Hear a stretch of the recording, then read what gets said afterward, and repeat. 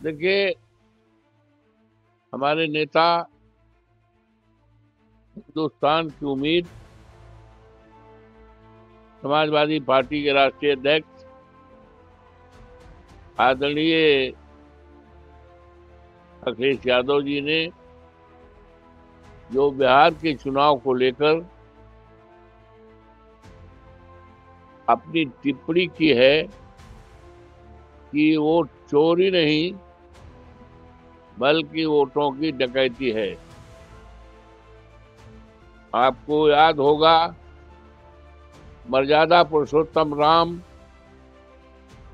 की नगरी अयोध्या में स्टेट मिल्कीपुर का जब चुनाव हुआ था तो चुनाव नहीं था बल्कि लोकतंत्र की डकैती। अधिकारियों ने कमरा बंद बंद करके, चाहे वो एडिशनल एसपी रहे हों, चाहे एसडीएम रहे हों, चाहे थाने के दरोगा लोग रहे हों, और यहां तक प्रिजाइडिंग अफसर को जो बनाया गया था, जात विशेष के लोगों को, भारतीय जनता पार्टी के कार्यकर्ता रहे उनको, और टारगेट रखा गया था सभी प्रिजाइडिंग अफसर के लिए कि 200 वोट टारगेट पूरा किया जाए। और भारतीय जनता पार्टी छठे 5,000 से ज्यादा कार्यकर्ताओं को ट्रेनिंग दी गई थी। बूथों पर जाकर जो भी लोग मरे हैं उनके वोट डालना है, जो बाहर है डालना है, वोटों को कब्जा करना है। ये जबानी बात मैं नहीं कह रहा हूं, इसका सबूत भी, पकड़े भी गए लोग। बाहर के जो हमारी चुनाव कराने वाली फोर्स आई थी, पकड़ा भी था, और वो वोट डालने वाले बाहर के थे, जिनका कोई क्षेत्र से कोई मतलब नहीं था, मिल्कीपुर के रहने वाले नहीं थे। ये पूरी तरह से, हम तो चुनाव आयोग में जाने के लिए तैयारी कर लिया था, क्योंकि हमारे पास फैक्ट है, एविडेंस है कि चोरी की गई, डकैती की गई। लेकिन हमारे नेता माननीय अखिलेश जी ने राय दिया कि चुनाव आयोग ये चुनाव पिटीशन का निर्णय बाद में होगा, तब तक 27 के चुनाव आ जाएगा, ये जनता के द्वारा फिर चुनाव होगा और उम्मीदवार जो है अजीत प्रसाद जीतेगा और न्यायालय में मत जाइए। अन्यथा तो मेरे पास तो सबूत था। तो ये शुरुआत, और जब इस देश का इतिहास लिखा जाएगा, इतिहास जरूर लिखा जाएगा, तो बड़ा कलंकित इतिहास होगा। जो लोकतंत्र का ये डकैती है। बाबा साहब भीमराव अंबेडकर ने जो मताधिकार का अधिकार दिया है, इससे बड़ा अधिकार कीमती नहीं होता है, लेकिन डकैती की गई है। तो डकैती की शुरुआत मर्यादा पुरुषोत्तम राम की धरती अयोध्या के मिल्कीपुर उपचुनाव से हुआ है, जिसमें खुल्लम खुल्ला डकैती पूरे देश दुनिया को इस बात की जानकारी दी गई है। वही बात हमारे नेताजी उस समय भी कहते थे, और आज भी। जब बिहार का चुनाव हो गया, बिहार में तो हम खुद थे, हमारे नेता थे, 7-8 दिन हम लगातार रहे। माननीय अखिलेश जी की बढ़िया शानदार सभाएं रहती, 50-50 हजार की भीड़ होती थी। लोगों ने मन बनाया था कि हमें परिवर्तन करना है, हम इस सरकार से उब गए हैं, जंगल राज है, बेरोजगारी बढ़ी है, भ्रष्टाचार बढ़ा है, कत्ल बढ़ा है, हत्याएं बढ़ी हैं, तो इसको हमें हटाना है। ये जनता का भाव था। लेकिन एक तरह से जो 10-10 हजार रुपये महिलाओं के खाते में दिया गया है, चुनाव आयोग उससे खामोश रहा। चुनाव की जब घोषणा हो जाती है, आचार संहिता जब लागू हो जाता है, तो ना तो कोई घोषणा कर सकता है, ना कोई शिलान्यास कर सकता, ना कोई उद्घाटन कर सकता है, ना कहीं कोई पैसा दे सकता है।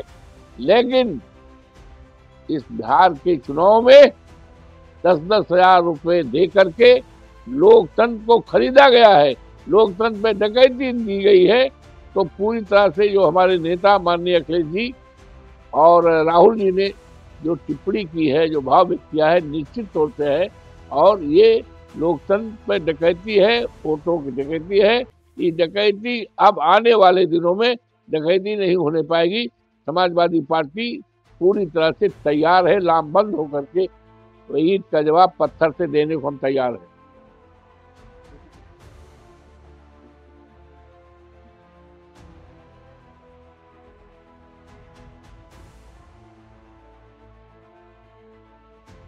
देखिए, जहां तक महागठबंधन के उम्मीदवार है तेजस्वी जी, सर्वसम्मत से उनको मुख्यमंत्री का प्रत्याशी बनाया गया था, कहीं भेद नहीं था, सर्वसम्मत से।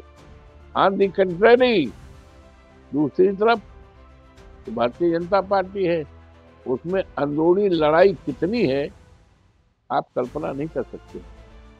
बहुत फूट अंदरूनी है, हम लोग जानते हैं। और तेजस्वी जी लोकप्रिय नेता हैं, जनता का उनको विश्वास प्राप्त था। जनता के वोट की डकैती न हुई होती, निश्चित तौर से महागठबंधन के उम्मीदवार तेजस्वी यादव बिहार के मुख्यमंत्री निश्चित तौर से होते।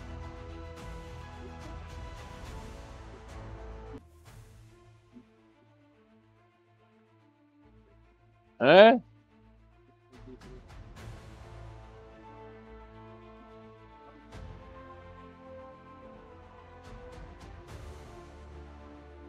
ये चुनाव तो आप प्रत्याशित हार हुई, डकैती हुई तो लालू यादव भावुक हो गए, स्वाभाविक है।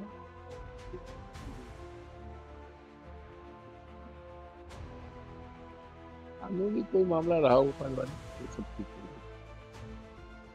है, कोई बड़ी बात नहीं है, कोई बड़ी बात नहीं है, कोई बड़ी बात नहीं है, कोई बड़ी बात नहीं, कोई वो तो घर का अंदरूनी मामला है, तो सब ठीक ठाक हो जाएगा।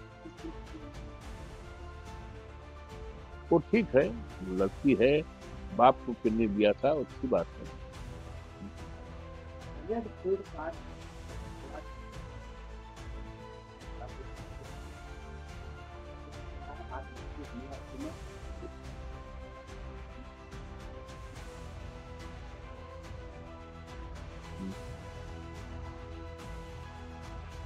तो ये तो देखो,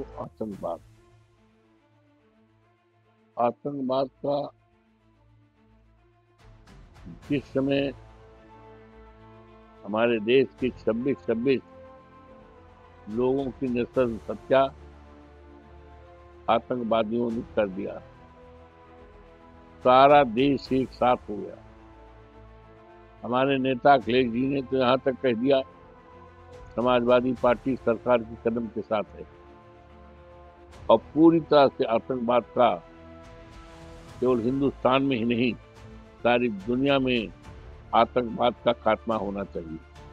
हम लोग साथ में, साथ देश, लेकिन उसके बावजूद भी आतंकवाद का जिस तरह से खात्मा होना चाहिए, सरकार उसमें कामयाब नहीं है। और इस तरह की जो घटनाएं हो रही हैं, बहुत देश के लिए दुखद है।